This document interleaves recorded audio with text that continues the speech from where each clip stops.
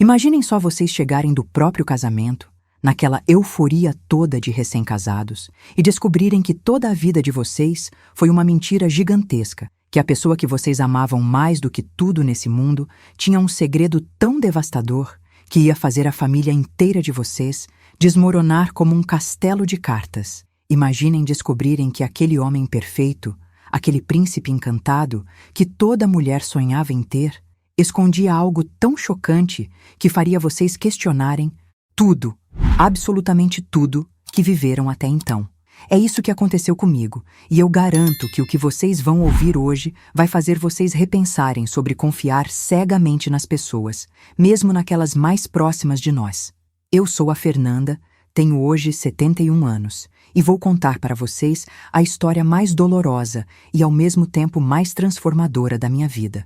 Uma história que começou nos anos de 1975, quando eu era uma jovem de apenas 23 anos, cheia de sonhos e ilusões sobre o amor, sobre a vida, sobre como as coisas deveriam ser.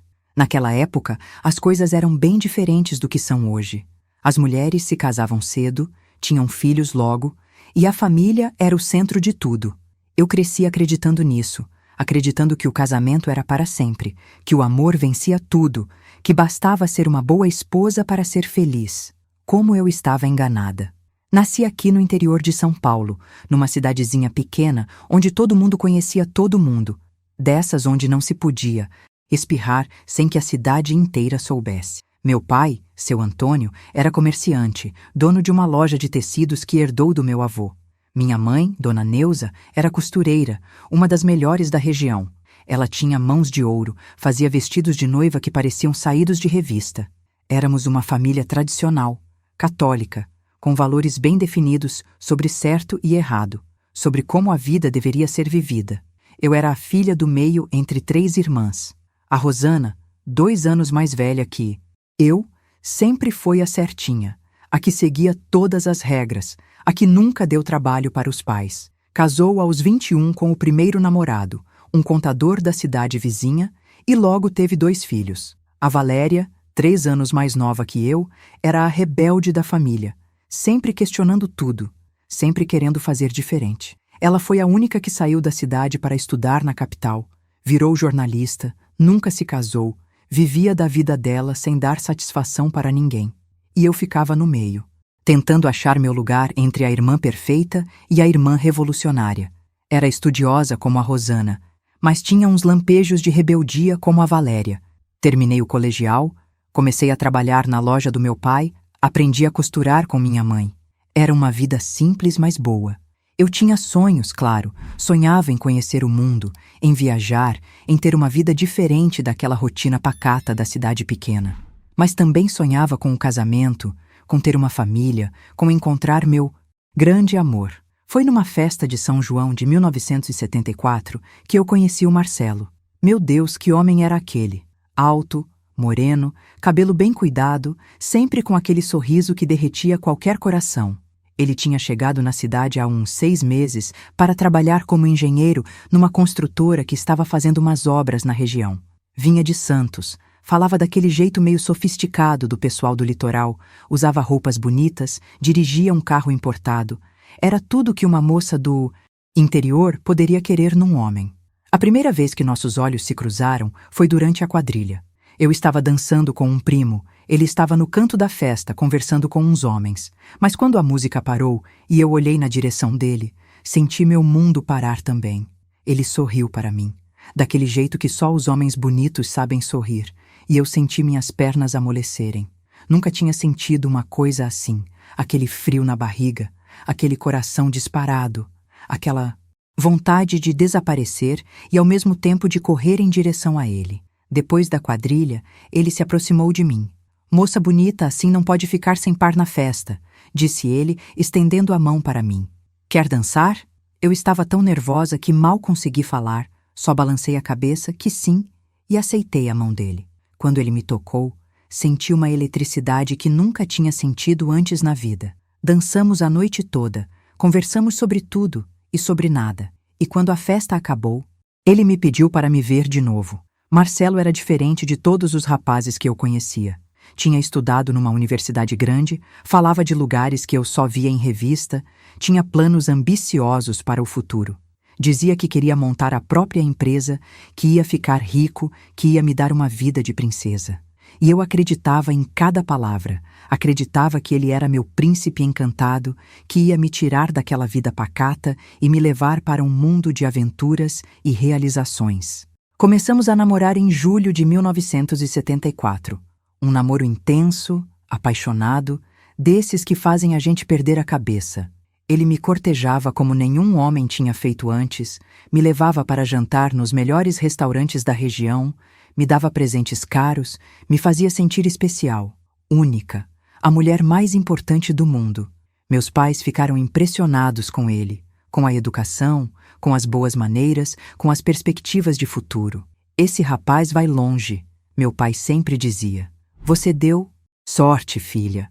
Durante o namoro, eu notava algumas coisas estranhas no comportamento dele, mas na época eu era muito nova, muito inexperiente para desconfiar de alguma coisa. Às vezes ele desaparecia por uns dias sem dar explicação, dizia que tinha viajado a trabalho, mas nunca entrava em detalhes sobre essas viagens. Outras vezes eu percebia que ele olhava para outras mulheres de um jeito diferente, não com desejo, mas com uma curiosidade estranha, como se estivesse estudando. Alguma coisa que não conseguia entender. Também tinha o fato de ele nunca me levar para conhecer a família dele em Santos. Sempre inventava desculpas. Dizia que a mãe estava doente, que o pai estava viajando, que não era uma boa hora. Eu achava estranho, mas ele era tão convincente, tão carinhoso quando explicava essas coisas, que eu acabava acreditando e deixando para lá. Quando a gente casar, você vai conhecer todo mundo. Ele sempre dizia.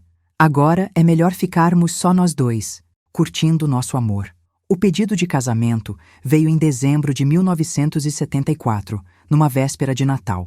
Ele tinha preparado tudo nos mínimos detalhes, uma ceia romântica no melhor hotel da cidade, champanhe importado, um anel de diamante que devia ter custado uma fortuna. Quando ele se ajoelhou na minha frente e disse aquelas palavras mágicas que toda mulher sonha em ouvir, eu chorei de emoção, de felicidade, de gratidão por ter encontrado meu grande amor. Os preparativos do casamento foram os meses mais felizes da minha vida até então. Escolher o vestido com minha mãe, planejar a festa com minhas irmãs, organizar nossa futura casa, tudo parecia perfeito demais para ser verdade. E realmente era perfeito demais para ser verdade, como eu descobriria da pior forma possível. O casamento foi marcado para maio de 1975.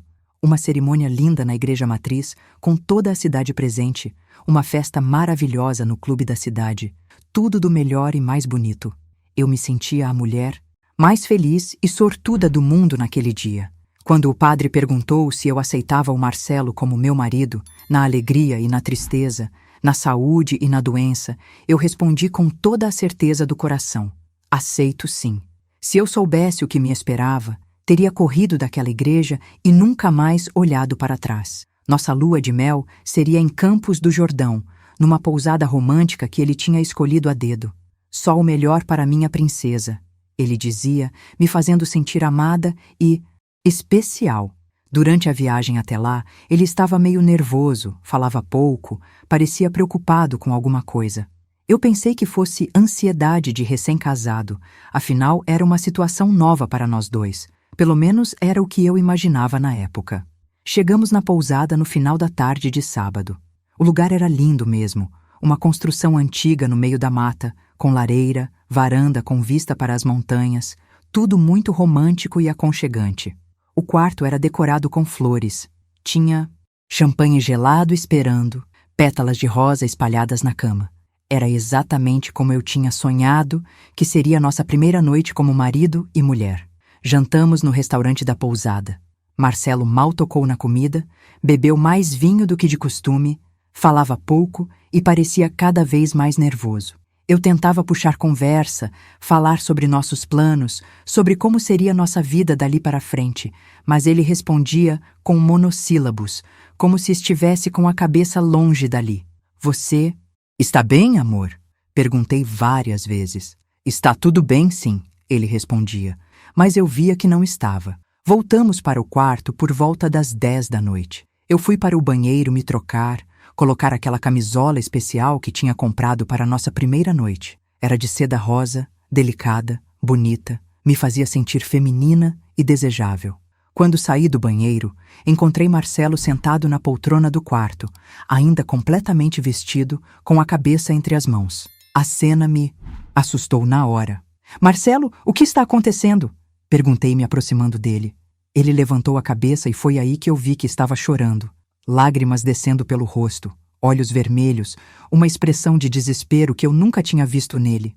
Meu mundo começou a desmoronar naquele exato momento, mesmo sem eu saber ainda o que estava por vir. "Fernanda", ele disse com a voz embargada, "eu preciso te contar uma coisa muito séria, muito importante."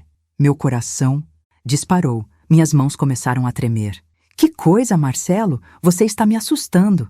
Ele se levantou da poltrona, começou a andar pelo quarto como um animal enjaulado, passando as mãos no cabelo, respirando fundo como se estivesse tentando arranjar coragem para falar.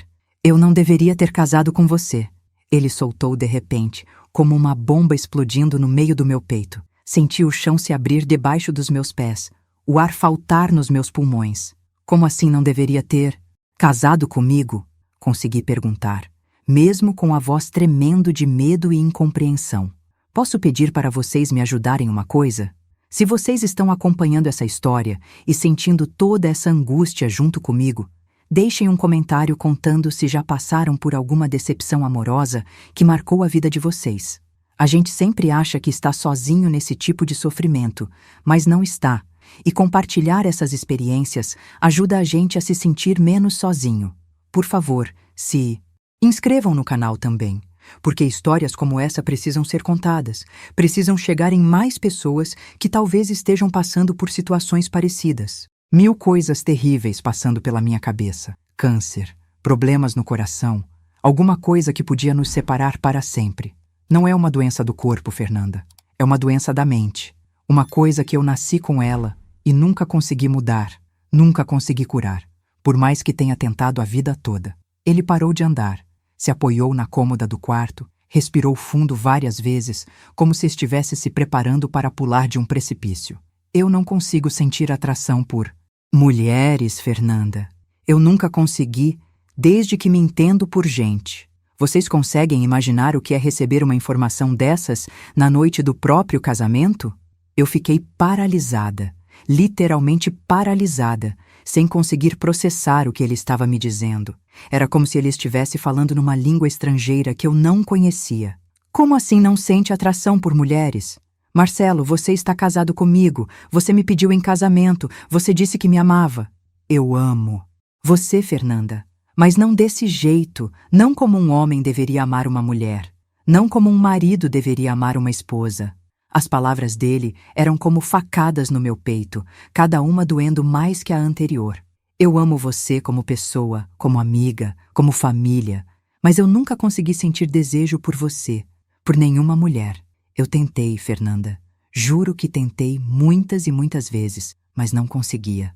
Eu comecei a entender o que ele estava me dizendo, mas ao mesmo tempo, minha mente se recusava a aceitar aquela realidade. Era 1975, gente. Naquela época essas coisas não se falavam abertamente. Eram consideradas aberrações, pecados imperdoáveis, doenças que precisavam ser curadas a qualquer custo. Eu tinha crescido numa família tradicional, católica, onde essas possibilidades nem sequer eram mencionadas, quanto mais discutidas. "Então por que você casou comigo?" Consegui perguntar, mesmo com a voz saindo como um sussurro.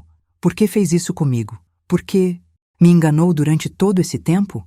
As lágrimas começaram a descer pelo meu rosto, não só de tristeza, mas de raiva, de humilhação, de uma sensação terrível de ter sido usada de uma forma que eu nem conseguia compreender completamente. Porque eu pensei que podia mudar, que casando com você, forçando a situação, esse sentimento ia passar, ia se transformar no que deveria ser.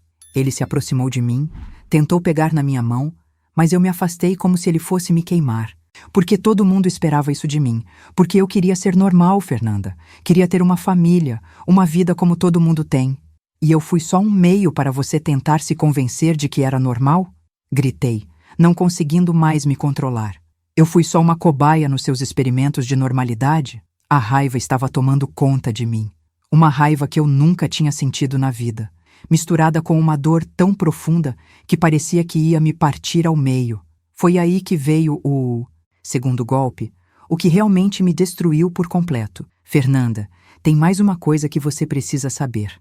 Eu não estou apaixonado por uma mulher, mas eu estou apaixonado por alguém, perdidamente apaixonado por alguém que eu conheço há anos e que nunca saiu da minha cabeça um só dia. Meu mundo parou completamente naquele momento. Quem é essa pessoa, Marcelo? Quem é? Eu já sabia que não queria ouvir a resposta, mas precisava saber. Precisava conhecer toda a verdade de uma vez. Só, mesmo que ela me matasse de dor. É o seu irmão mais novo, Fernanda. É o Bruno. Eu me apaixonei pelo Bruno no primeiro dia que conheci sua família, e desde então não consigo pensar em mais ninguém.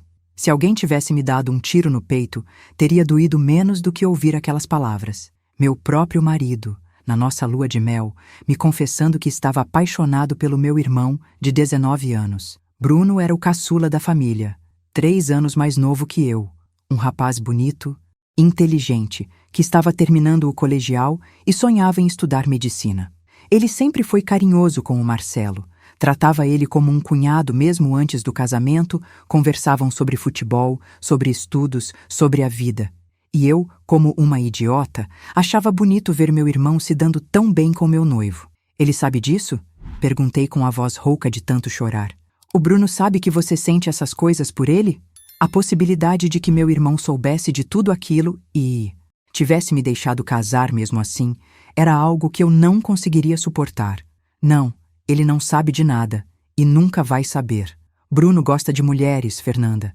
Ele namora escondido uma menina da escola há mais de 1 ano. Eu sei que nunca vai corresponder o que eu sinto por ele, sei que é um amor impossível, condenado desde o início, mas eu não conseguia parar de sonhar, de imaginar que talvez um dia eu desabei naquele momento. Literalmente desabei no chão do quarto daquela pousada romântica que deveria ter sido o cenário da noite mais feliz da minha vida. Chorei como nunca tinha chorado antes, um choro de desespero, de revolta, de uma dor tão profunda que parecia que ia me matar. Todo o meu mundo tinha desmoronado em questão de minutos. E se vocês acham que essa é a parte mais difícil da história, eu tenho que dizer que vocês ainda não viram nada. Porque o que aconteceu depois, quando voltamos para casa e tivemos que explicar para as nossas famílias o que tinha acontecido, quando toda a cidade ficou sabendo que o casamento do ano tinha acabado na primeira noite, isso foi só o começo de um pesadelo que durou anos. Ficamos ali no quarto até o sol nascer, conversando, chorando, tentando entender como íamos lidar com aquela situação. Marcelo me contou toda a sua história, como descobriu que era diferente ainda na adolescência, como tentou namorar outras meninas antes de me conhecer, como sempre se forçou a situações que o deixavam desconfortável na esperança de que um dia mudasse. Quando eu te conheci, Fernanda, pensei que você podia ser a salvação, a pessoa que ia me curar dessa maldição que eu carrego desde sempre. Você era bonita, inteligente, de família boa, tudo o que um homem deveria querer numa mulher. Eu forcei meu coração a se apaixonar por você. Me convenci de que estava sentindo algo real. E quando conheceu minha família e viu o Bruno? Perguntei, mesmo sabendo que a resposta ia me machucar ainda. Mas, o que você sentiu quando viu ele pela primeira vez? Foi como se o mundo parasse, como se finalmente eu entendesse o que era paixão de verdade, o que era desejo, o que era amor. Tudo que eu deveria estar sentindo por você, eu sentia por ele. E foi aí que eu soube que estava perdido, que nunca ia conseguir ser o marido que você merecia.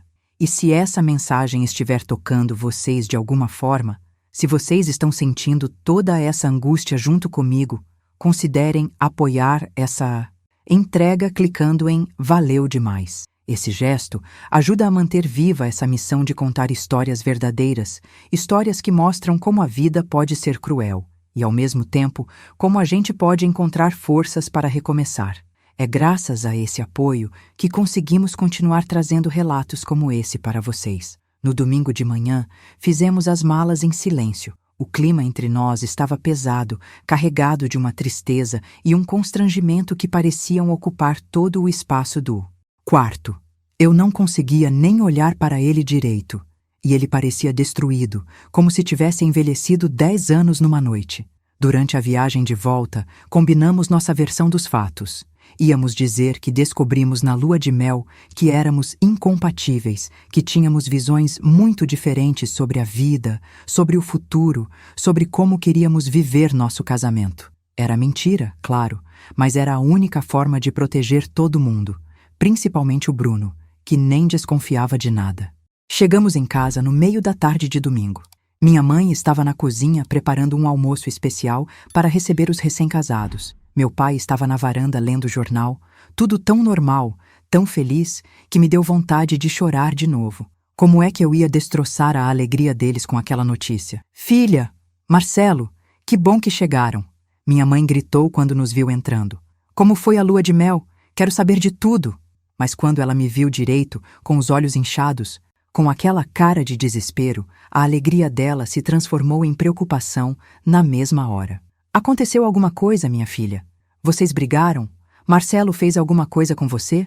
A proteção de mãe aflorando, pronta para defender a filha de qualquer perigo, sem imaginar que o perigo era muito mais complexo e doloroso do que ela poderia imaginar. Mãe, pai, a gente precisa conversar com vocês. Minha voz saiu trêmula, rouca, irreconhecível. A gente descobriu que não era para ser, que somos muito diferentes, que queremos coisas diferentes da vida. As palavras saíam da minha boca, mas era como se fosse outra pessoa falando. Meu pai ficou possesso. Como assim muito diferentes? Vocês namoraram 2 anos, casaram ontem, e agora vêm me dizer que são diferentes? Que diferenças são essas que vocês não descobriram antes? A voz dele estava alterada. Ele não conseguia entender como um casamento podia acabar em menos de 24 horas. Marcelo tentou explicar, inventou uma história sobre diferenças de personalidade, sobre percebermos que tínhamos objetivos incompatíveis para o futuro, sobre descobrirmos que a paixão não era suficiente para manter um casamento. Mentiras necessárias para proteger um segredo que destruiria muito mais gente se fosse revelado. A conversa durou horas. Meus pais alternavam entre revolta, incredulidade e preocupação. Minha mãe chorava, meu pai gritava, tentavam nos convencer a conversar melhor, a dar uma chance para o casamento, a não jogar tudo fora por bobagem. Se eles soubessem a verdade, entenderiam que não havia conversa no mundo que resolvesse aquela situação. Bruno chegou da casa de um amigo no meio da confusão. Quando viu todo mundo chorando na sala, ficou sem entender nada. Que foi que aconteceu? Por que todo mundo está chorando?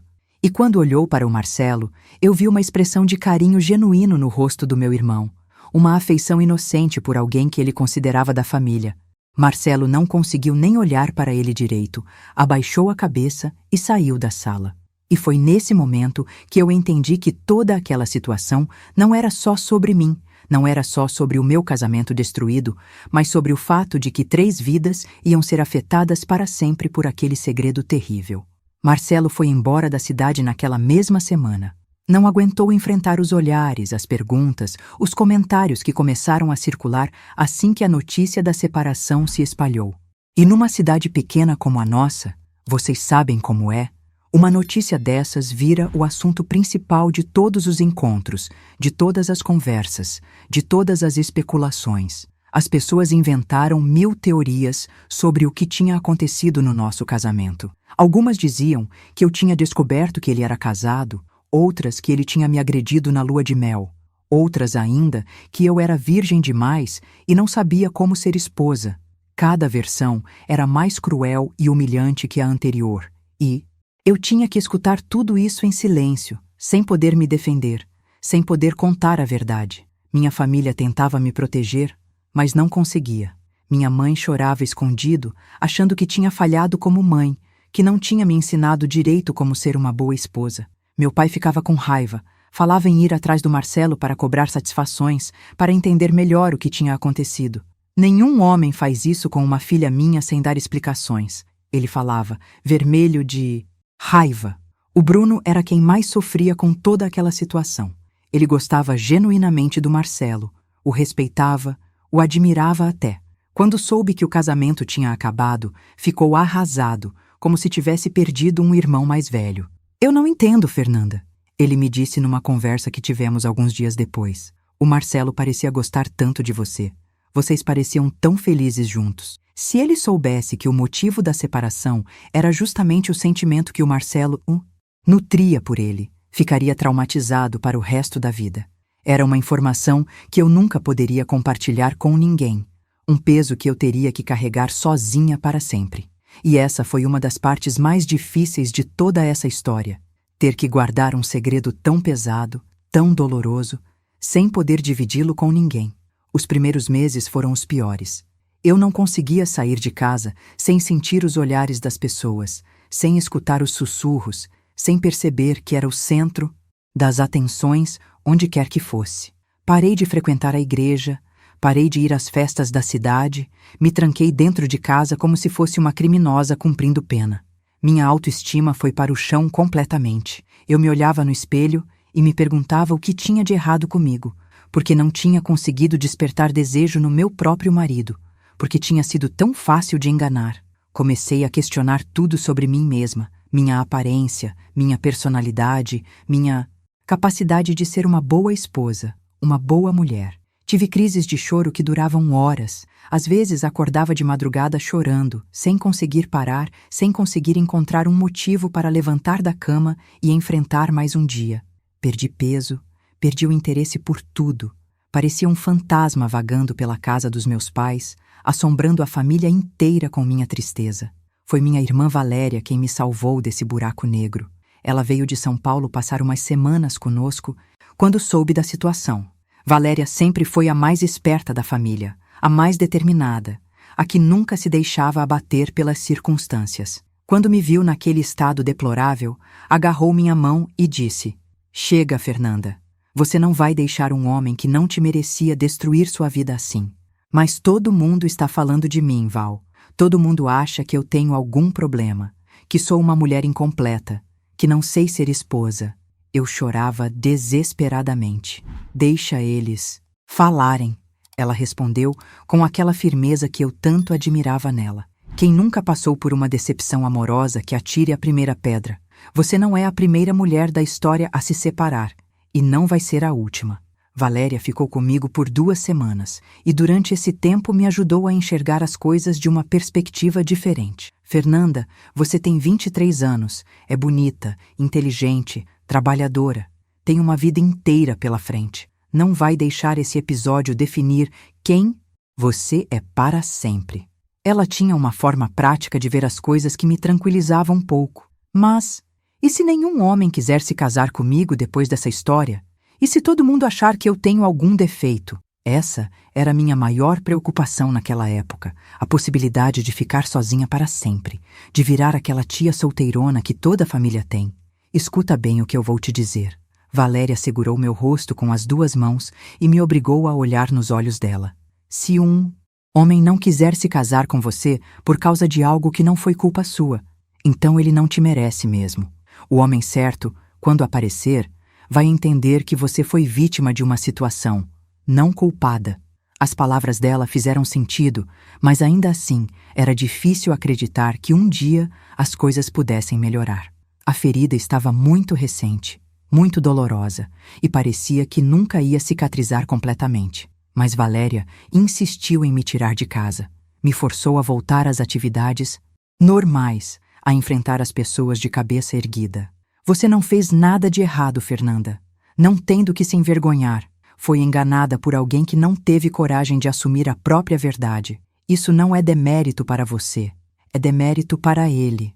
Ela repetia essas palavras todos os dias, como um mantra, até que, aos poucos, elas começaram a fazer sentido na minha cabeça.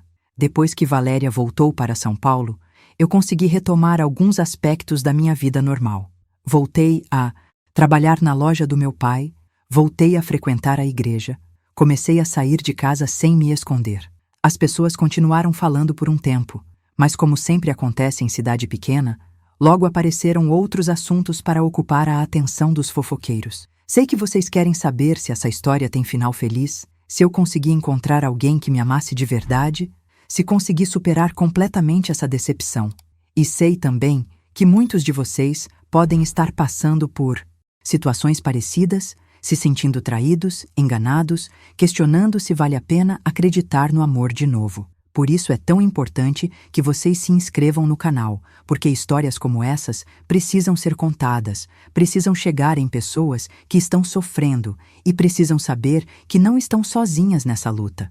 Mas antes de chegar no final feliz, ainda tenho que contar para vocês algumas coisas que descobri sobre o Marcelo depois que ele foi embora. Coisas que me fizeram perceber que eu não tinha sido a única vítima dele, que existiam outras mulheres que também tinham sofrido nas mãos desse homem que parecia tão perfeito por fora, mas que escondia segredos terríveis. 4 meses depois da nossa separação, recebi uma carta. Era de uma mulher chamada Silvia, de Santos, que dizia ter sido noiva do Marcelo 2 anos antes de ele me conhecer. Quando soube, através de conhecidos mútuos, que ele tinha se casado e se separado no mesmo fim de semana, decidiu me procurar para contar sua história. A carta começava assim: Cara Fernanda, sei que você não me conhece, mas preciso dividir com você uma experiência que tive com seu ex-marido. Talvez isso possa te ajudar a entender melhor o que aconteceu com vocês. Minhas mãos tremiam enquanto eu lia aquelas palavras, pressentindo que ia descobrir coisas que preferia não saber. Silvia contava que tinha ficado noiva do Marcelo em 1973, que eles tinham planejado se casar no início de 1974, que tudo parecia perfeito, até que, 3 semanas antes do casamento, ele desapareceu. Simplesmente sumiu, deixou a cidade, deixou o emprego, deixou ela plantada no altar sem nenhuma explicação. Eu passei por tudo o que você deve estar passando agora, ela escrevia. A humilhação pública, as especulações maldosas, a sensação de que tinha algum defeito grave que eu não conhecia.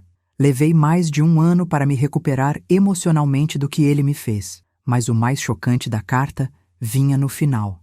Silvia havia descoberto, através de uma antiga empregada da família do Marcelo, que ele tinha um histórico de relacionamentos que começavam intensos e terminavam abruptamente sempre que se aproximava o momento de consumar um compromisso mais sério. Aparentemente, eu não tinha sido nem a primeira nem a segunda mulher a passar por isso. Ele usa as mulheres como escudo para esconder sua verdadeira natureza, ela escrevia. Escolhe moças de família boa, se torna o genro perfeito, conquista a família inteira e, quando não consegue mais sustentar a farsa, desaparece deixando um rastro de destruição emocional. Aquelas palavras me chocaram profundamente, mas ao mesmo tempo trouxeram um alívio estranho, porque finalmente eu entendia que não tinha sido culpa minha. Respondi à carta da Silvia e começamos uma correspondência que durou meses. Ela me contou mais detalhes sobre o comportamento do Marcelo, sobre como ele era hábil em enganar pessoas, sobre como sabia exatamente o que dizer para conquistar a confiança das famílias. Era um padrão que se repetia, e nós duas tínhamos sido apenas peças no jogo dele. Fernanda, ela escreveu numa das cartas, não deixe que essa experiência te impeça de acreditar no amor verdadeiro. Existem homens bons no mundo, homens que vão te amar pelo que você realmente é, sem precisar usar você para esconder suas próprias mentiras. Essas palavras ficaram marcadas na minha mente e me deram forças para continuar, acreditando que um dia as coisas podiam ser diferentes. Mas ainda faltava muito tempo para isso acontecer, e antes eu teria que passar por mais algumas provações que testariam minha capacidade de resistência. 2 anos se passaram desde aquela revelação devastadora na nossa lua de mel. 2 anos nos quais eu tentei me reconstruir, tentei aprender a confiar nas pessoas novamente, tentei acreditar que nem todo homem era como o Marcelo, mas a vida tinha mais algumas lições dolorosas, guardadas para mim, lições que iam testar cada fibra da minha resistência emocional. Em 1977, quando finalmente foi aprovada a lei do divórcio no Brasil, eu corri atrás da minha liberdade legal. Até então, tecnicamente eu ainda era casada com o Marcelo, mesmo separada, porque não existia divórcio no nosso país. Era uma situação humilhante estar presa legalmente a um homem que tinha me usado da forma mais cruel possível. Mas quando a lei mudou, eu fui uma das primeiras mulheres da nossa região a pedir o divórcio. Queria me livrar completamente daquela história, começar uma nova página da minha vida sem nenhum vínculo com o passado. O processo foi doloroso porque tive que reviver toda aquela situação terrível. O advogado me fez perguntas íntimas sobre o que tinha acontecido na nossa lua de mel, sobre os motivos da separação, sobre detalhes que eu preferia esquecer para sempre.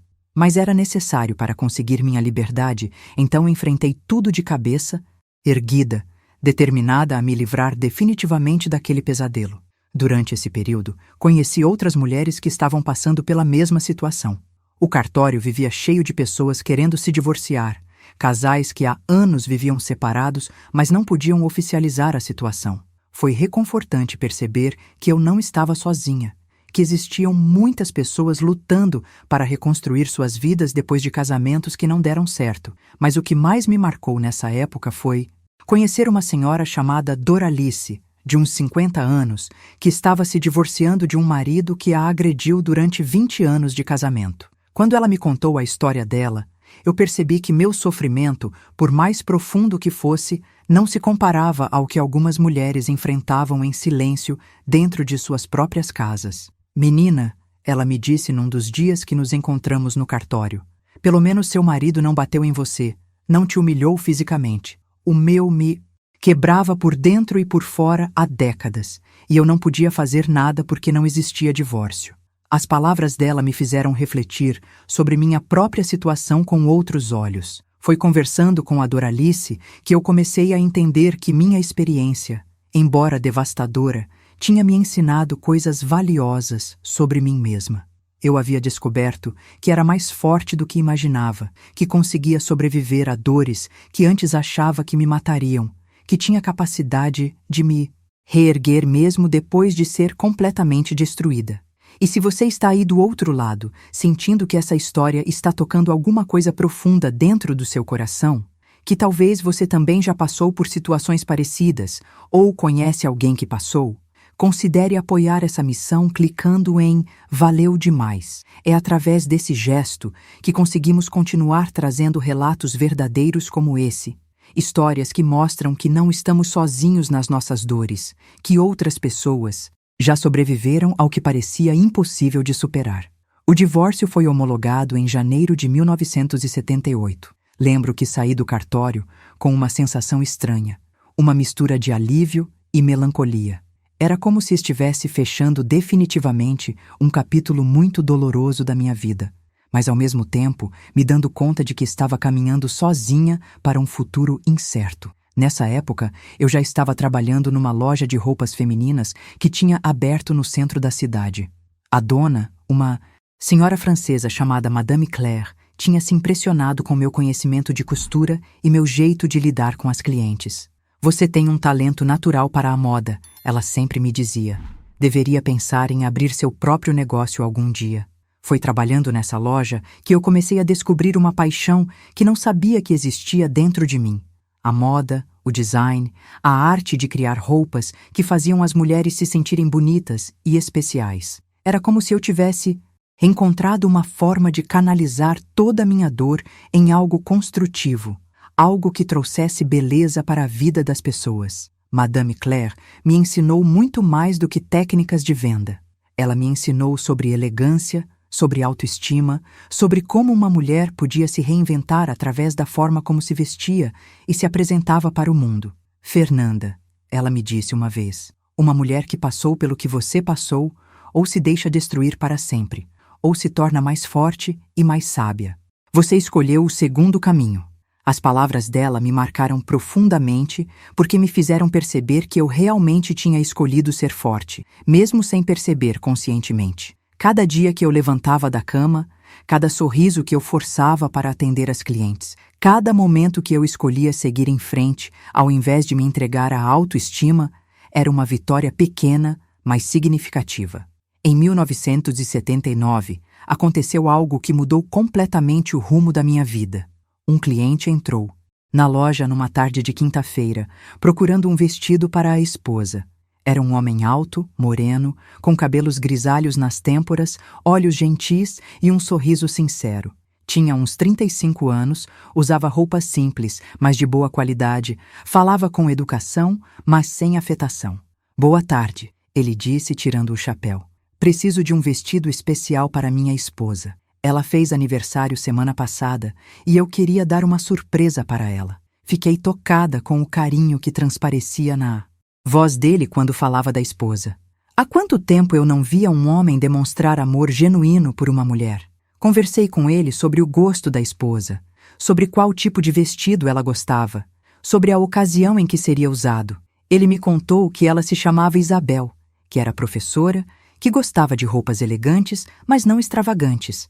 Durante nossa conversa, percebi que ele prestava atenção em cada palavra minha, não de forma invasiva, mas com o respeito genuíno de alguém que valoriza a opinião alheia. Quando ele saiu da loja com o vestido que escolhemos juntos, eu senti uma sensação estranha, como se algo importante tivesse acontecido sem eu perceber direito o que era. Não era atração romântica, porque ele era casado e eu respeitava isso completamente, mas era uma sensação de ter conversado com uma pessoa verdadeiramente boa, algo que eu não sentia há muito tempo. 2 semanas depois, ele voltou na loja. O vestido foi um sucesso, disse sorrindo. Minha Isabel ficou radiante. Ela me pediu para agradecer pela paciência e pelo bom gosto da vendedora. Ficamos conversando por alguns minutos sobre trivialidades, e de novo senti aquela sensação de estar diante de uma pessoa genuinamente boa. Foi só na 3ª visita dele à loja que descobri a verdade. Ele não era casado. Isabel era sua irmã mais velha, solteirona de 40 anos, que cuidava da casa deles desde que a mãe tinha morrido. Ele inventou a história da esposa porque percebeu que eu ficava mais à vontade atendendo homens casados, que não demonstrava nenhum interesse em solteiros. Por que mentiu para mim? Perguntei quando ele me contou a verdade, fingindo estar brava, mas na verdade achando graça da situação. Porque eu queria conhecer você direito antes de revelar que estava interessado. Ele respondeu com honestidade. E percebi que você tinha alguma história difícil com homens. Então quis que você se acostumasse comigo como pessoa antes de saber que eu era solteiro. O nome dele era Eduardo. Tinha 34 anos. Era contador. Viúvo há 3 anos. A primeira esposa tinha morrido de tuberculose depois de apenas 2 anos de casamento, deixando-o arrasado e sem vontade de amar de novo. Até te conhecer, ele completou, me fazendo corar como uma adolescente. Eduardo era tudo que o Marcelo tinha fingido ser. Honesto, trabalhador, respeitoso, sem segundas intenções, sem segredos obscuros. Conversávamos horas sobre tudo e sobre nada. Ele me ouvia com atenção genuína, se interessava pelas minhas opiniões, pelos meus sonhos, pelos meus medos. Era como descobrir que existiam homens de verdade no mundo, homens que viam as mulheres como pessoas completas, não como objetos para satisfazer suas necessidades. O pedido de namoro veio 3 meses depois que nos conhecemos. Eduardo me levou para jantar num restaurante simples, mas aconchegante, e durante a sobremesa segurou minha mão por cima da mesa. Fernanda, eu sei que você já sofreu muito por causa de um homem. Sei que tem receios, medos, cicatrizes que ainda estão se curando. Mas eu gostaria muito de ter a chance de mostrar que nem todos os homens são iguais. As lágrimas desceram pelo meu rosto sem eu conseguir controlar. Eram lágrimas de emoção, de gratidão, de alívio por finalmente encontrar alguém que me via como eu realmente era, e ainda assim queria estar comigo. Você me daria essa oportunidade? Ele perguntou com carinho. Sim, respondi sem hesitar. Mas você precisa saber toda a minha história, precisa entender pelo que passei, precisa ter certeza de que quer se envolver com uma mulher que carrega essas marcas. Ele apertou minha mão com mais força. Então me conte tudo. Temos a vida inteira para nos conhecermos completamente. E foi assim que começou o amor verdadeiro da minha vida. Um amor construído na base da honestidade, do respeito, da paciência. Eduardo me ouviu contar toda a história do Marcelo, sem me julgar, sem fazer perguntas invasivas, apenas oferecendo apoio e compreensão. O que ele fez com você não define quem você é, ele me disse. Você é muito mais forte e valiosa do que imagina. Mas vocês acham que essa história acabou aqui, com o final feliz do amor verdadeiro? Infelizmente, a vida ainda tinha mais algumas surpresas guardadas para mim. Algumas provações que iam testar se o que Eduardo e eu tínhamos era forte o suficiente para resistir a qualquer tempestade. Nosso namoro durou 2 anos intensos e transformadores. Eduardo foi o primeiro homem que realmente me conheceu por inteiro, que me aceitou com todas as minhas cicatrizes, que me ensinou que o amor verdadeiro não era aquela paixão avassaladora e cega que eu tinha sentido pelo Marcelo, mas sim um sentimento construído na base da confiança, do respeito mútuo e da parceria verdadeira. Durante esse período, cresci muito como pessoa. Eduardo me incentivou a seguir meu sonho de trabalhar com moda de forma mais séria. Foi ele quem me convenceu a fazer um curso de corte e costura profissional numa cidade vizinha. Foi ele quem me ajudou financeiramente para comprar uma máquina de costura industrial. Foi ele quem sempre acreditou que eu tinha talento suficiente para montar meu próprio negócio. Em 1981, abrimos juntos uma pequena oficina de costura no fundo da casa que alugamos quando decidimos morar juntos. Era um escândalo para os padrões da época. Um casal vivendo em união estável sem ser casado, mas nós estávamos pouco ligando para as críticas. Tínhamos aprendido que a felicidade era mais importante do que a aprovação alheia, que construir uma vida baseada no amor verdadeiro valia mais do que seguir convenções sociais ultrapassadas. Nossa oficina começou pequena, atendendo apenas algumas vizinhas que precisavam de ajustes em roupas ou queriam fazer vestidos sob medida. Mas logo o boca a boca se espalhou e começamos a receber encomendas de cidades vizinhas. Eu tinha realmente encontrado minha vocação, descoberto que tinha um talento natural para criar roupas que faziam as mulheres se sentirem bonitas e especiais. Eduardo cuidava da parte administrativa do negócio, enquanto eu me dedicava à criação e à costura. Era uma parceria perfeita. Trabalhávamos lado a lado todos os dias. Sonhávamos juntos com o crescimento da nossa empresa. Fazíamos planos para o futuro. Pela primeira vez na vida, eu me sentia completa, realizada, tanto no amor quanto profissionalmente. Foi em dezembro de 1981 que Eduardo me fez o pedido de casamento. Não foi nada elaborado como tinha sido com o Marcelo. Não teve champanhe caro, nem anel de diamante. Simplesmente estávamos jantando em casa depois de um dia cheio de trabalho, quando ele segurou minha mão e disse: Fernanda, eu quero passar o resto da minha vida do seu lado, oficialmente. Quer casar comigo? Chorei como uma criança quando ouvi aquelas palavras. Não de tristeza ou de medo como tinha acontecido com o Marcelo, mas de pura alegria, de gratidão por ter encontrado um homem que me amava de verdade, que me respeitava, que queria construir uma vida real ao meu lado. Sim, respondi sem hesitar. Sim, quero muito casar com você. Marcamos o casamento para maio de 1982. Seria uma cerimônia simples, só para a família e amigos mais próximos, sem ostentação, sem luxos desnecessários. O importante era oficializar nosso amor diante de Deus e da sociedade. Não impressionar ninguém com uma festa cara. Eu já tinha aprendido que casamento não é sobre a festa. É sobre o compromisso verdadeiro entre duas pessoas que se amam. Os preparativos foram tranquilos e felizes. Eu mesma fiz meu vestido de noiva, um modelo simples, mas elegante, em crepe branco com detalhes de renda que eu bordei à mão. Era tudo o que eu queria, algo que representasse quem eu realmente era, não uma fantasia de princesa que não tinha nada a ver com minha personalidade. Mas 2 semanas antes do casamento, aconteceu algo que abalou completamente nossa felicidade. Recebemos uma visita inesperada na oficina numa tarde de segunda-feira. Era o Marcelo. Depois de 7 anos sem notícias dele, lá estava meu ex-marido parado na porta do nosso negócio, mais velho, com alguns fios grisalhos, mas ainda com aquele sorriso que um dia me enganou completamente. Fernanda, ele disse como se fosse a coisa mais natural do mundo. Preciso falar com você. É muito importante. Meu coração disparou. Minhas mãos começaram a tremer. Senti todas as feridas antigas se abrindo de uma vez só. Eduardo percebeu meu estado e se colocou na minha frente, como um escudo protetor. O que você quer aqui? Eduardo perguntou com uma firmeza que eu nunca tinha visto nele. Quem é você? Marcelo o olhou de cima a baixo, com um ar de superioridade que me irritou profundamente. Eu sou o ex-marido dela, e você deve ser o novo namoradinho. A forma desrespeitosa, como ele falou do Eduardo, me fez recuperar a coragem na mesma hora. Não venha aqui falar assim do homem que eu amo, disse com uma voz firme que eu mesma me surpreendi de ter. O que você quer, Marcelo? Depois de todos esses anos, O que você quer comigo? Quero conversar com você a sós, ele respondeu, ignorando completamente a presença do Eduardo. Sobre nosso passado, sobre coisas que você precisa saber. Senti um frio na barriga, uma sensação terrível de que ele estava ali para destruir minha felicidade de novo. Não temos passado para conversar, respondi tentando manter a firmeza na voz. E não temos futuro também.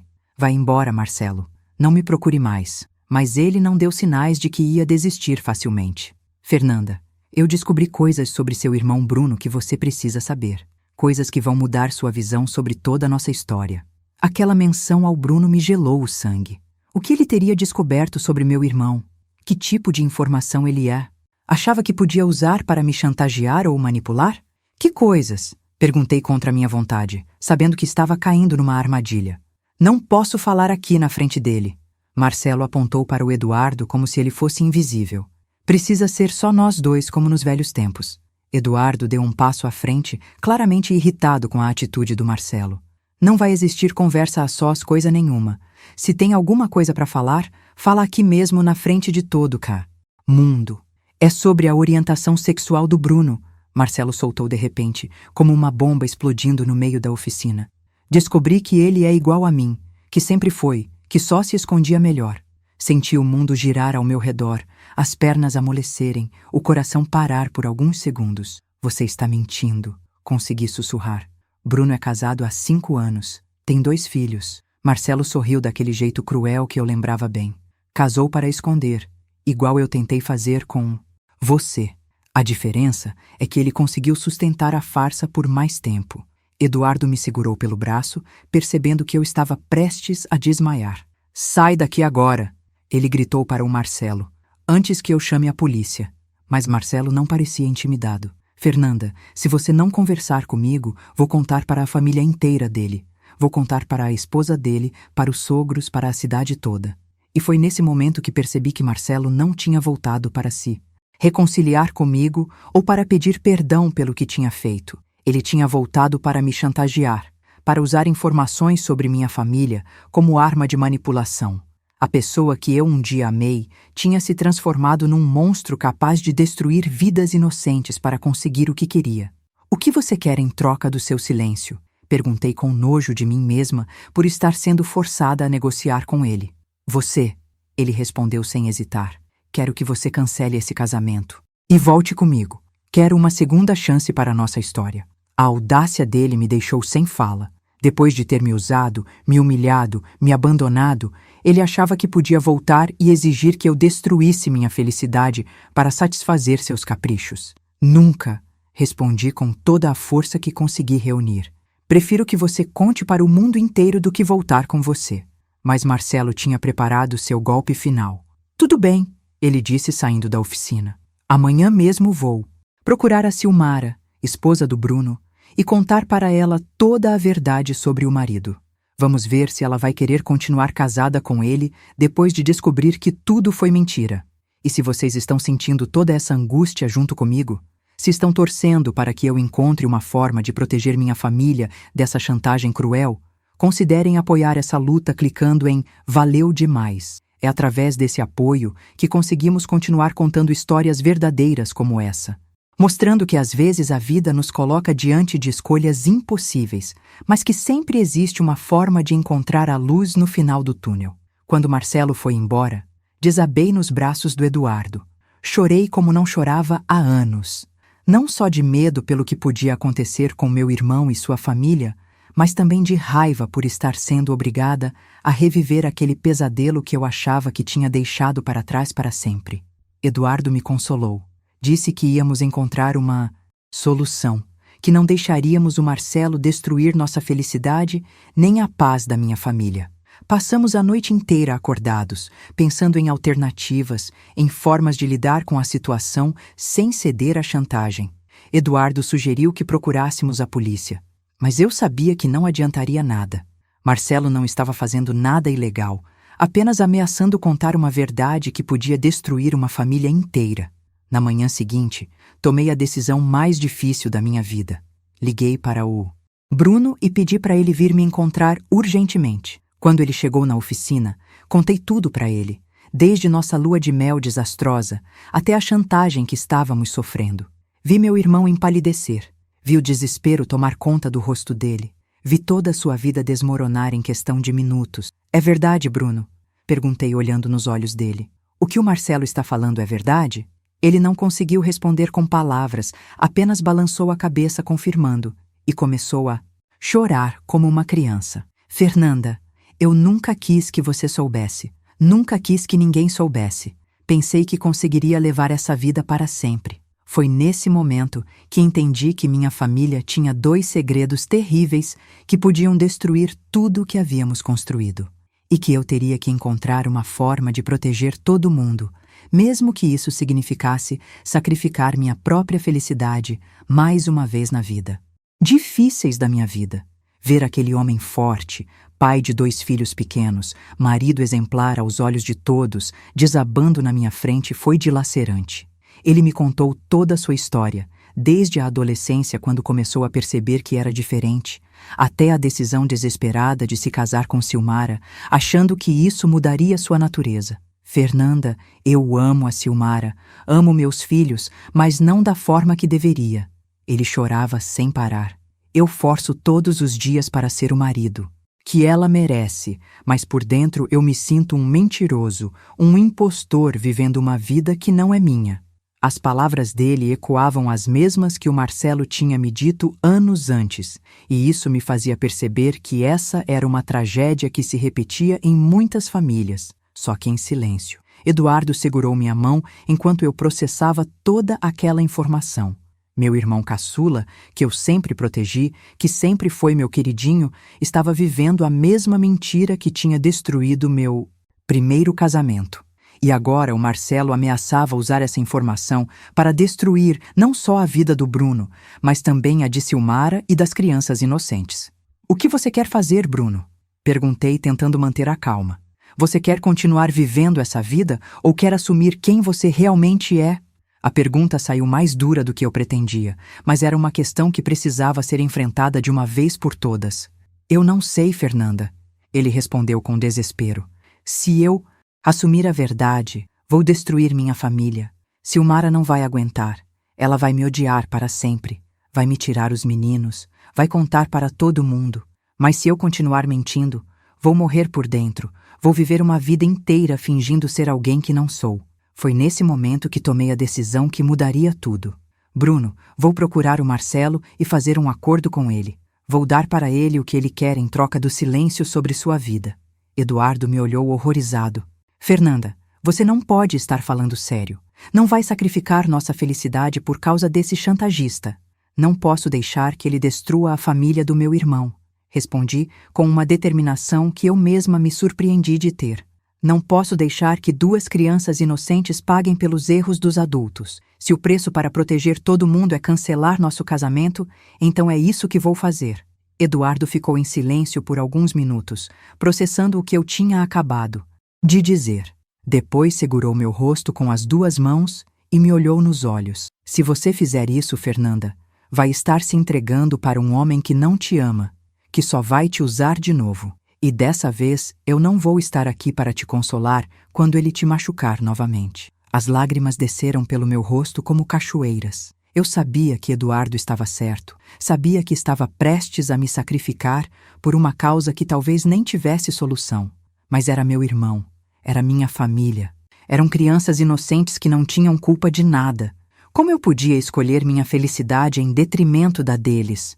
Eduardo, se você realmente me ama, vai me apoiar nessa decisão, disse, tentando convencê-lo e convencer a mim mesma de que estava fazendo a coisa certa. É só temporário, até a gente encontrar uma forma de resolver essa situação sem machucar ninguém.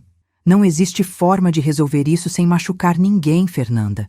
Ele respondeu com uma sabedoria que eu não queria ouvir naquele momento. O Marcelo não vai parar nunca. Hoje ele quer que você volte com ele. Amanhã vai querer outra coisa. Depois de amanhã vai inventar outra chantagem. Você vai virar refém dele pelo resto da vida.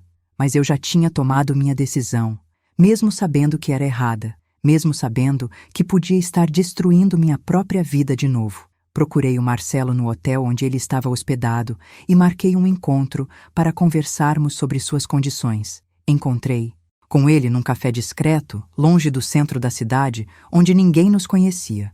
Ele estava diferente, mais confiante, como se soubesse que tinha todas as cartas na mão.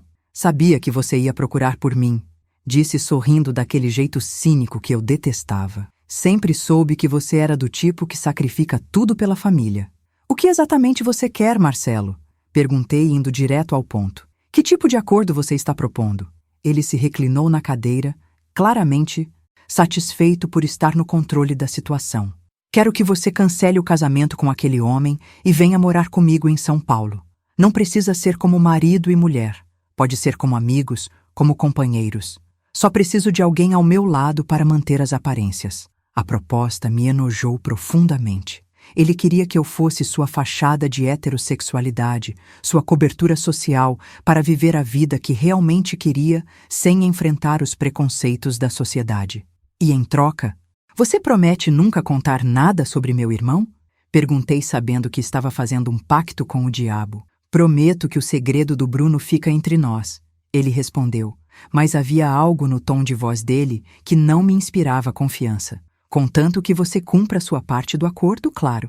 E se vocês sentem que essa história está mexendo com vocês, que estão torcendo para que eu encontre uma saída dessa situação impossível, considerem demonstrar esse apoio clicando em Valeu demais. É essa energia positiva que nos dá força para continuar compartilhando histórias reais como essa, mostrando que às vezes a vida nos coloca diante de escolhas que testam todos os nossos valores e princípios. Voltei para casa com o coração despedaçado. Eduardo estava me esperando na oficina, trabalhando numa peça como se nada tivesse acontecido, mas eu via a tensão no corpo dele, a preocupação nos olhos. E então? Ele perguntou, sem levantar os olhos do tecido. Ele quer que eu more com ele em São Paulo, respondi sentindo cada palavra como uma facada no próprio peito. Não como esposa, mas como companheira, para manter as aparências dele na sociedade. Eduardo parou de costurar e me olhou com uma expressão que misturava dor, raiva e decepção. E você vai aceitar? Perguntou com a voz controlada, mas eu podia sentir toda a emoção que ele estava tentando esconder. Você vai jogar fora tudo que construímos juntos para ser a fachada de um homem que não te merece? Não sei o que fazer, Eduardo. Chorei desesperadamente. Se eu não aceitar, ele vai destruir meu irmão, vai acabar com o casamento dele, vai traumatizar duas crianças inocentes. Como eu posso escolher minha felicidade sabendo que isso vai causar tanto sofrimento para pessoas que eu amo? Eduardo se levantou da máquina de costura e veio até mim. Me abraçou com força, como se quisesse me proteger de todo o mal do mundo, e ficou em silêncio por alguns minutos. Quando, finalmente falou, sua voz estava embargada de emoção. Fernanda, se você tomar essa decisão, eu vou respeitar porque te amo e sei que você está tentando proteger sua família. Mas quero que saiba que estará cometendo o maior erro da sua vida. O Marcelo não vai parar por aqui. Ele vai usar você enquanto for conveniente e depois vai te descartar como um objeto usado. Então você não vai me esperar? Perguntei sabendo que não tinha direito de pedir isso dele. Vai refazer sua vida com outra pessoa? Ele segurou meu rosto com carinho, como se estivesse se despedindo. Fernanda, eu te amo mais do que qualquer coisa nessa vida. Mas não posso ficar assistindo você se destruir por causa de um chantagista. Se você escolher ir com ele, vai estar escolhendo uma vida que não inclui a mim. Passei a noite inteira acordada, pesando os prós e contras da decisão mais difícil da minha vida. De um lado, tinha o amor verdadeiro, a parceria perfeita, a possibilidade de construir uma família feliz com o Eduardo. Do outro lado, tinha a responsabilidade de proteger meu irmão e os sobrinhos de uma revelação que poderia destruir suas vidas. Na manhã seguinte, tomei coragem e fui conversar com a Silmara, cunhada do Bruno. Precisava entender se ela desconfiava de alguma coisa, se tinha percebido algo estranho no comportamento do marido ao longo dos anos. Encontrei com ela no parque onde levava os meninos para brincar, um ambiente neutro onde poderíamos conversar sem levantar suspeitas. Silmara, posso te fazer uma pergunta pessoal? Comecei tentando ser delicada. Você está feliz no seu casamento com o Bruno? Ela me olhou surpresa com a pergunta, mas respondeu sem hesitar. Claro que estou feliz, Fernanda. Seu irmão é um marido maravilhoso, um pai exemplar. Por que você está perguntando isso? É que às vezes eu sinto que ele anda meio distante, meio estranho. Menti tentando sondar se ela tinha percebido algo. Será que não está tendo problemas no trabalho ou alguma coisa assim? Silmara riu como se minha preocupação fosse desnecessária. Bruno sempre foi meio introspectivo, você sabe disso. Mas comigo e com as crianças ele é carinhoso, atencioso, presente. Não tenho do que reclamar. Olhando para aquela mulher feliz, para aquelas crianças brincando inocentemente no parque, eu entendi que não podia ser responsável por destruir aquela paz. Mesmo que significasse sacrificar minha própria felicidade, mesmo que significasse me entregar nas mãos de um homem que não me amava, eu não podia permitir que o Marcelo destruísse aquela família. Foi assim que, numa tarde de maio de 1982, 2 semanas antes do que seria meu casamento dos sonhos, eu liguei para o Eduardo e disse as palavras mais difíceis da minha vida. Eu vou com o Marcelo para São Paulo. Desculpa, meu amor, mas é a única forma de proteger minha família. O silêncio do outro lado da linha foi ensurdecedor.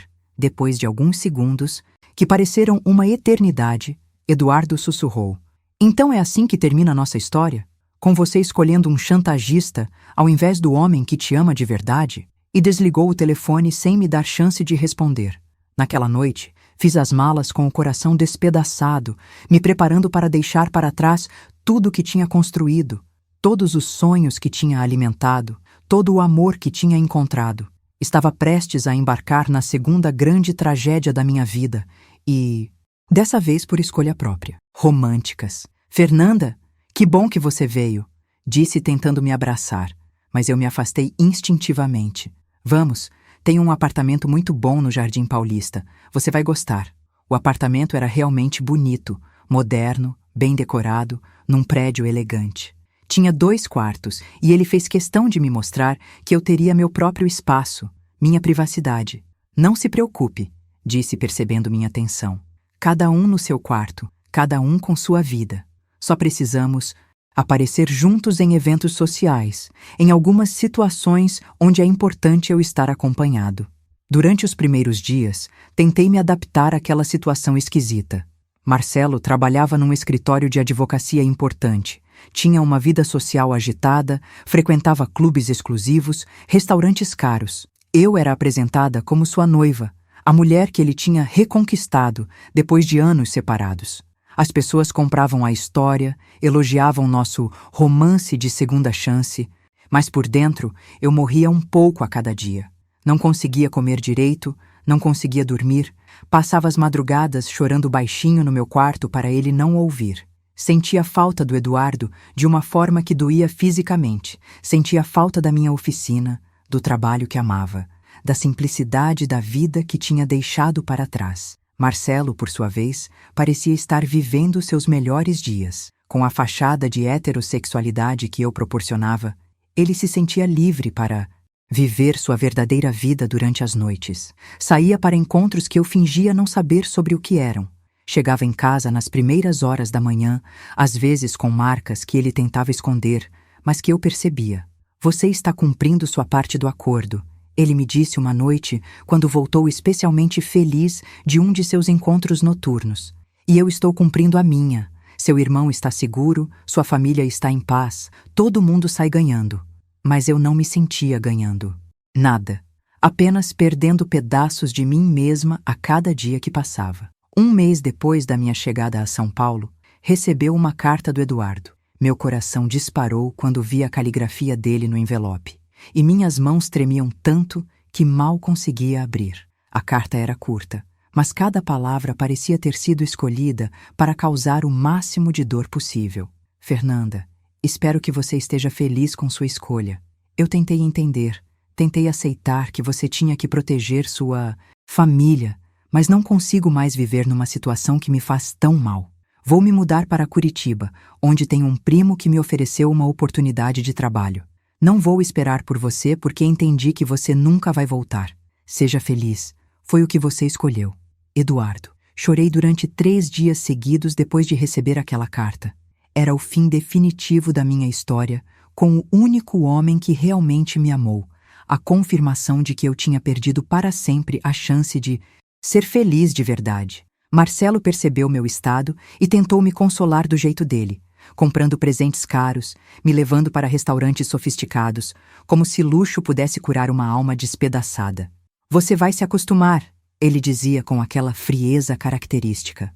No começo é difícil mesmo, mas logo você vai perceber que tem uma vida boa aqui, que não está faltando nada, e está cumprindo uma missão nobre, protegendo sua família da destruição. Mas eu sabia que a única coisa que estava sendo destruída ali era eu mesma. Os meses foram passando numa rotina mecânica e vazia. Eu acompanhava Marcelo em eventos sociais, sorria para fotos, interpretava o papel de namorada feliz e apaixonada. Por dentro, era como um robô programado para executar funções específicas, mas sem vida, sem alma, sem alegria.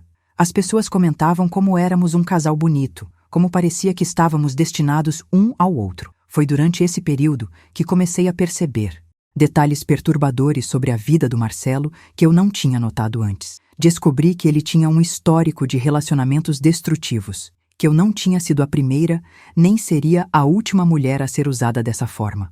Encontrei cartas de outras mulheres que tinham passado pela mesma situação, histórias similares à minha, todas chantageadas ou manipuladas para servir de fachada para ele. Uma dessas cartas era de uma mulher chamada Regina, que morava no Rio de Janeiro e tinha sido namorada dele por 3 anos nos anos 70.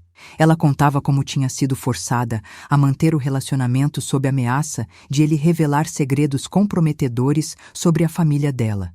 Fernanda, ela escrevia, se você está lendo isso, é porque caiu na mesma armadilha que eu. Ele nunca vai deixar você ir embora por bem. A única forma de se livrar dele é com coragem para enfrentá-lo. Aquelas palavras me acordaram de um transe que durava meses. Percebi que eu não estava protegendo minha família, estava apenas sendo refém de um homem manipulador que nunca ia parar de usar pessoas para conseguir o que queria.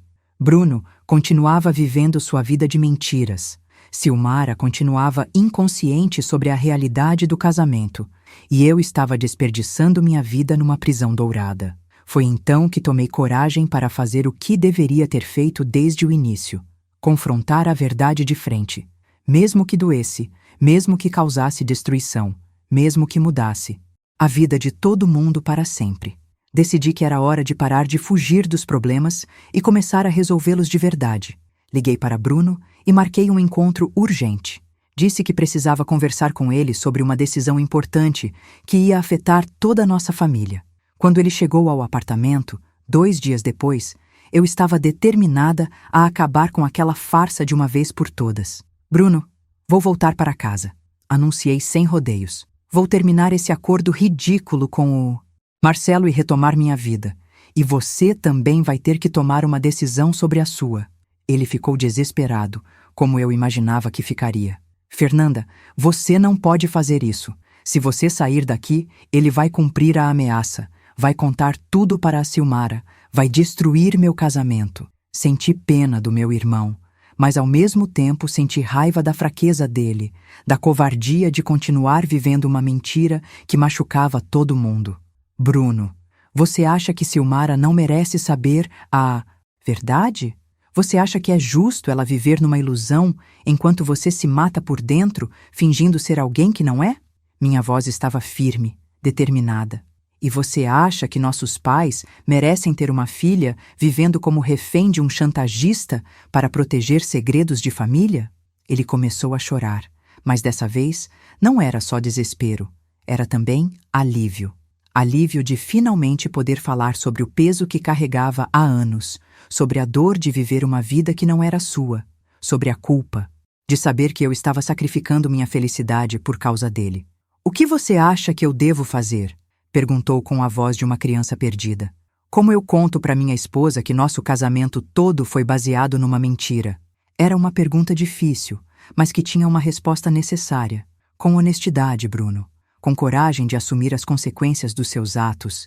E se ela não conseguir aceitar, se decidir se separar, Pelo menos vocês dois vão poder recomeçar suas vidas baseadas na verdade. Segurei a mão dele com carinho. E os meninos vão ter pais que vivem autenticamente, mesmo que separados. Naquela tarde, pela primeira vez em meses, senti que estava fazendo a coisa certa. Não importava o preço que todos íamos pagar. Era hora de parar de viver de mentiras e assumir a responsabilidade pelas nossas escolhas. Marcelo podia fazer o que quisesse com suas ameaças, mas eu não ia mais ser refém dele.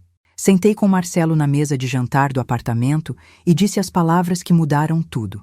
Nosso acordo acabou. Estou voltando para casa. Ele me olhou como se eu tivesse ficado louca, com aquela expressão de superioridade que eu já conhecia bem. Você não pode simplesmente ir embora, Fernanda, disse com um sorriso cruel. Esqueceu do que vai acontecer com seu irmão se você fizer isso? Respirei fundo, me preparando para o confronto mais importante da minha vida. Faça o que quiser, Marcelo. Conte para quem você quiser. Não vou mais ser refém das suas chantagens. A expressão dele mudou completamente. Pela primeira vez, vi medo nos olhos dele. A percepção de que estava perdendo o controle da situação. Você está blefando, disse tentando manter a pose de confiança. Não vai arriscar destruir a família do seu irmão por capricho. Não é capricho, Marcelo, respondi me levantando da mesa. É a decisão de uma mulher que finalmente entendeu que proteger mentiras não é proteger ninguém. Você pode contar o que quiser sobre o Bruno, mas eu também vou contar algumas coisas sobre você.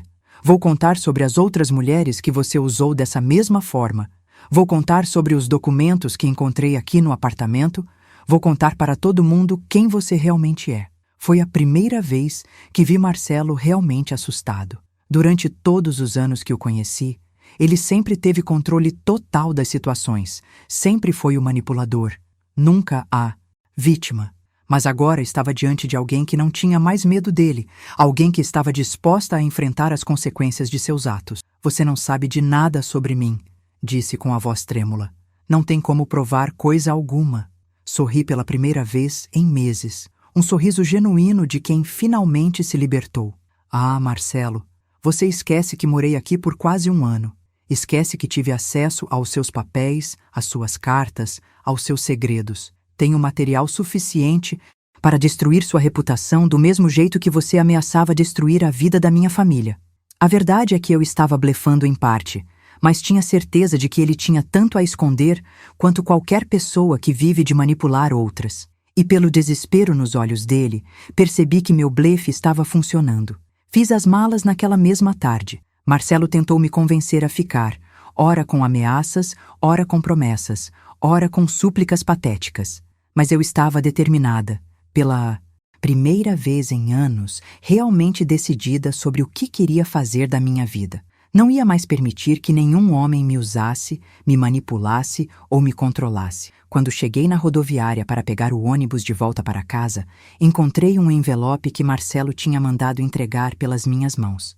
Dentro tinha uma carta de 2 páginas onde ele implorava para eu reconsiderar. Prometia que ia mudar, que ia me tratar melhor, que íamos encontrar uma forma de fazer aquela situação funcionar. Li a carta uma vez só e joguei no primeiro lixo que encontrei. Estava encerrando definitivamente aquele capítulo da minha vida. A viagem de volta foi completamente diferente da ida. Ao invés de angústia e desespero, sentia alívio, esperança, coragem para enfrentar o que viesse pela frente. Não sabia o que me esperava em casa, se o Eduardo ainda estaria lá, se minha família entenderia minhas decisões, se conseguiria reconstruir minha vida, mas sabia que estava fazendo a coisa certa, finalmente vivendo de acordo com meus próprios valores. Cheguei em casa numa quinta-feira de manhã. Meus pais estavam na loja, então fui direto para nossa antiga oficina. Eduardo não estava lá, mas a Madame Claire sim, cuidando do negócio na minha ausência. Quando me viu, ela chorou de alegria. Fernanda, graças a Deus você voltou. Esse lugar não era mais o mesmo sem você. Foi ela quem me contou que Eduardo realmente tinha se mudado para Curitiba, mas que deixou a oficina funcionando na esperança de que eu voltasse um dia.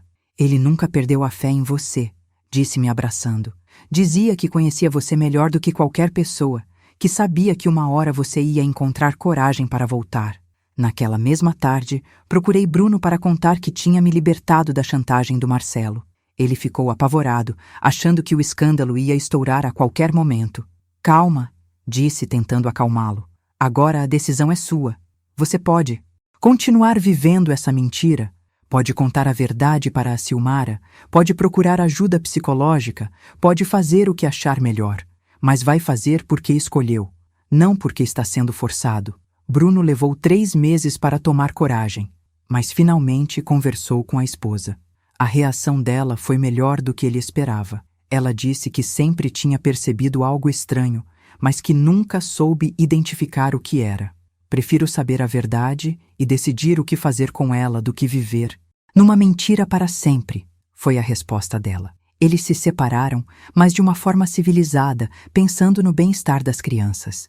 Bruno assumiu sua verdadeira identidade e, anos depois, encontrou um companheiro com quem vive feliz até hoje. Silmara refez a vida também, se casou novamente e os filhos cresceram sabendo a verdade sobre o pai, mas sem traumas por causa disso. 3 meses depois da minha volta, recebi uma ligação que mudou tudo. Era Eduardo, de Curitiba. Fernanda, disse com a voz emocionada. Soube que você voltou, que se libertou daquela situação. Posso ir aí para conversarmos? Chorei ao telefone, de emoção, de saudade, de gratidão por ele não ter desistido completamente de mim. Eduardo chegou no fim de semana seguinte.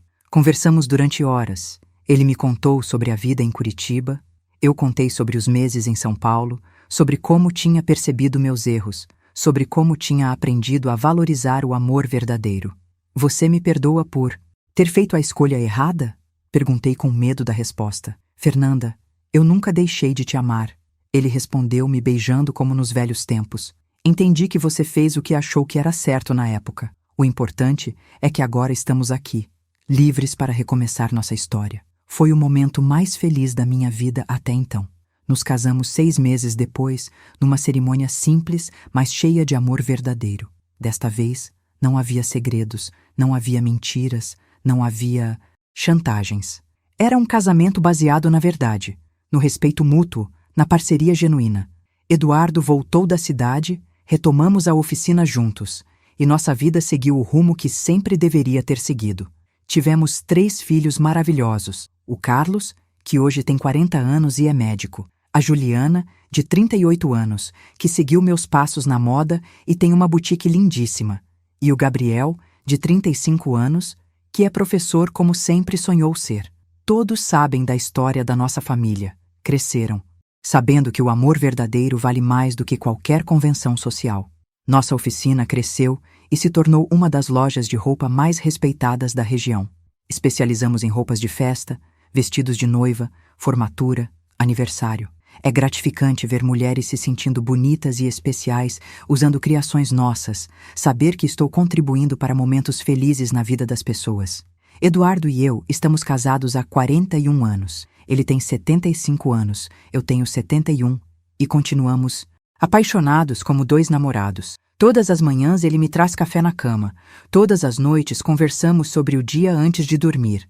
É um amor maduro, construído na base da confiança, da honestidade, do companheirismo verdadeiro. Sobre o Marcelo, nunca mais tive notícias diretas dele. Soube através de conhecidos que continuou vivendo em São Paulo, que tentou fazer a mesma coisa com outras mulheres, mas que com o tempo as pessoas foram descobrindo seu esquema.